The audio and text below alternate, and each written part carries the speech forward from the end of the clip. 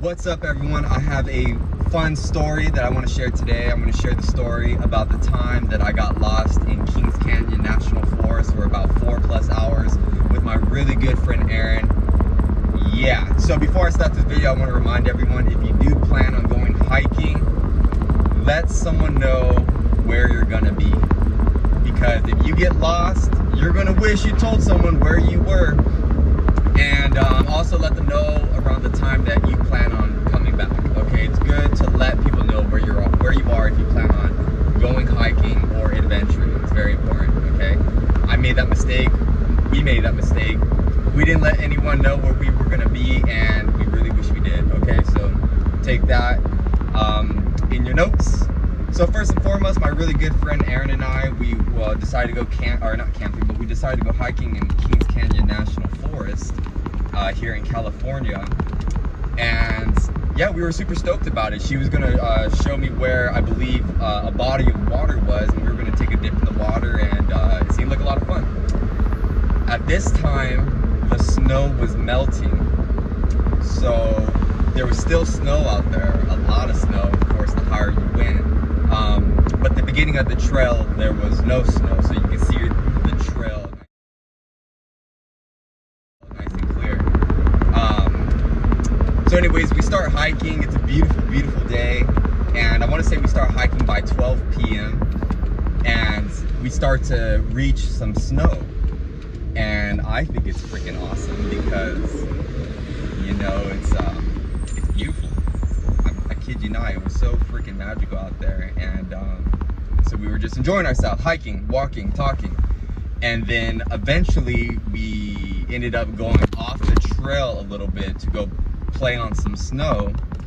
We ended up chilling, hanging out at this spot for a second for about an hour. And then we decided to head back because at this time it's about 3 p.m.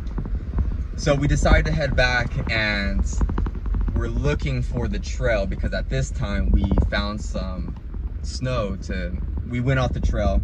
Anyways, we couldn't find the trail anymore, and we're walking and all we see is snow. We don't see the trail at all.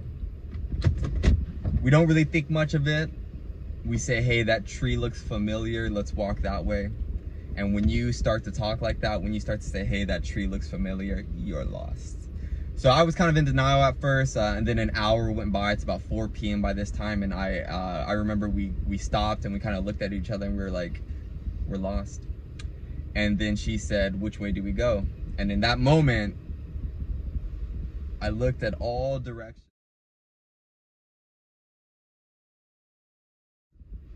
And no direction made sense to go towards. And in that moment, I freaked out for a split second, and then I knew that we had to keep walking.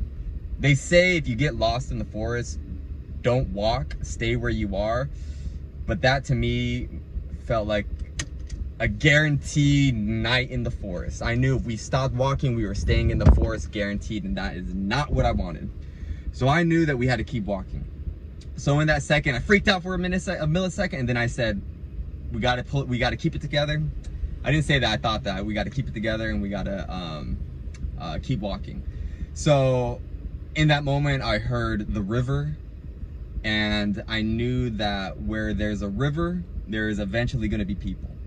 So we decided to walk towards the river and follow the river, and eventually we'll run into some people. That was our theory. So that's what we did, and at this point we're walking on nothing but snow.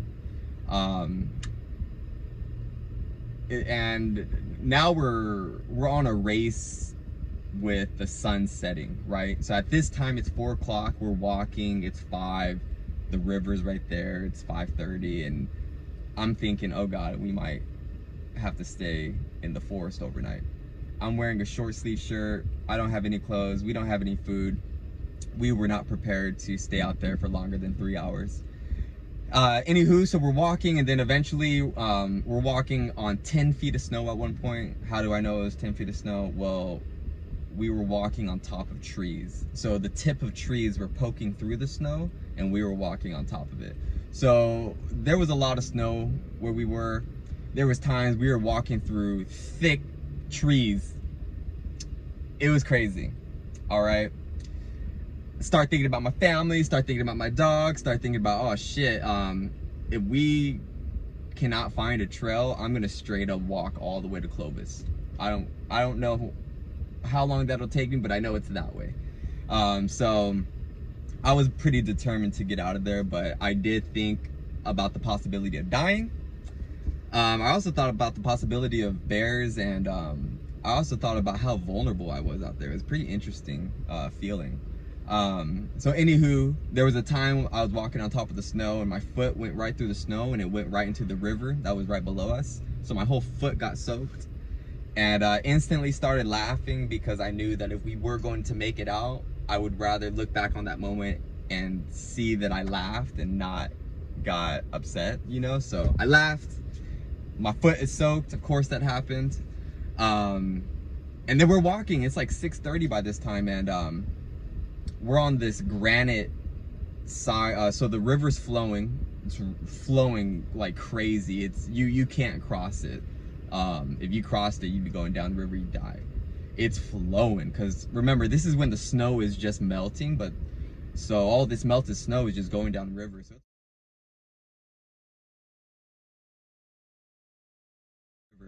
and on the side of the river is granite, smooth granite. So we're walking along the river and I'm trying to get to this cliff side that's at the very end. And we're really on a race with time. Like I said, the sun is setting. We're trying to find a trail before the sun sets, because when the sun goes away, we can't see shit. It's pitch dark out there. So Aaron's back here and I'm walking my ass off going towards the cliff so that I can get to the cliff, look out over it, and maybe I'll be able to see some campers or see something, right? So as we're walking on this smooth granite, we're out there, man. We're out there. I'll see if I can attach some pictures at the end of the video. You can kind of see how it looked. But so anywho, long story short, we see a helicopter. Of course there's no service out there, but I pull out my phone, try to dial 911 so that we can let someone know that we're lost. Of course there's no service, and in that moment I wish that 5G was a thing, right? Whatever. In that moment I wish my phone did work, but it didn't. Of course there's no service in the forest. But anyways, I have a reflector on the back of my phone. Where I was on the granite mountain, I was in the shade, but about 50 feet higher than me, there was the sun still, and every second the sun is setting, so the shade was getting bigger and bigger. So I was trying to get the reflection of my phone and shine it to where the helicopter would see us, right? Just like the survival shows. So I'm running up the side of the granite mountain and I'm thinking to myself, holy shit, I literally cannot stop. No matter how tired I am, no matter how much or how hard I'm breathing, it's my life, our life is on the line. So I was going up this granite mountain and then eventually got to the sun, and I started to shine my reflector with the sun so that the helicopter would hopefully see us, find us, rescue us. Woo! The helicopter did not see us, flew away. So then we kept on walking down the granite mountain, and then eventually I got to the end of the cliff to where I could look out and see where we were, right? So I got to the cliff, and by this time it's like 7:30. The sun is pretty much going away, and I look out over the cliff and I see the thickest brush of trees I've ever seen. It was nothing but trees, and it completely took my hope away. That was the thing I was leaning on, was once I get to that cliff, we'll be able to see so much. There's no way we'll not be able to see some people. All I saw were trees. I looked at her. She was still coming up the granite mountain, and I let her know the news. It wasn't a time to play around. A split second of my mind, I was like, well, just like, there's no time to play around. So I told her right away, it's just trees. So we kept walking, and by this time, the sun's gone. It's getting dark. And I start praying to my Nana, damn it. I was like, Nana, you know where I'm at right now. You see me right now. I need your help. And I kept on repeating over and over again, I am accepting that I am being divinely guided and protected. I am accepting that I am being divinely guided and protected. And I put everything into the Most High's hand at that point. And 15 minutes later, I came across a hiking trail. The sun is gone, dude. It's the sun is still shining in the sky, but you can't see the sun. So it's like dusk or evening. It's evening time. It's about 7:38. You know, in the summertime, you know how that looks. But anyways, came across a trail. I said, woohoo! Let Aaron know. We hugged. We knew we were gonna make it. And we followed the trail. Didn't care where it was gonna take us. All we cared about was it was a human-made trail, and it was gonna take us to humans, or take us to society. So we're walking the trail, and then I come across a hiker. I'm like, dude, you're the first person I've seen in all day. I'm so happy to see you. And he was like, dude, just keep walking and you'll run into all these campsites. You're good. So I was super excited about that. Then we ran into all these campsites, and it was so good to see kids playing, families barbecuing, and little did everyone know, my friend Aaron and I just went through the most treacherous shit ever. And turns out we were only about 20 minutes from her car once we got to the campsite area. So that was really cool. As soon as I saw her car, I got this massive headache. I don't get headaches. I can't tell you the last time I got a headache. That was the last time I got a headache. This happened about 2 years ago. So I got a headache, and it was because my body was in survival mode. My body was doing everything that it possibly needed to do to survive. And as soon as I saw the car, it was like it could relax. So I got this massive headache. I called my people, let them know that I was good, even though they did not know what was going on. So that's why we say, let someone know where you're gonna be and how long you plan on being out there, okay? But it was a crazy experience, man. We were lost in Kings Canyon National Forest for about 4 hours. People don't get found when they get lost in the forest. So we got really lucky, and it really, when you're faced with life or death situations, you get faced with how you would really act, who you really are. So it was good to see that Aaron and I, we stayed composed, we kept our thinking sharp, and we stayed positive.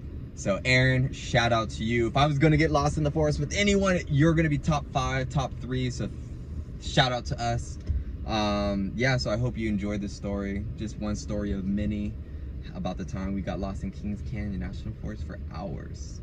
Always with love. Thanks for tuning into The Conscious Revolution, and we'll talk soon.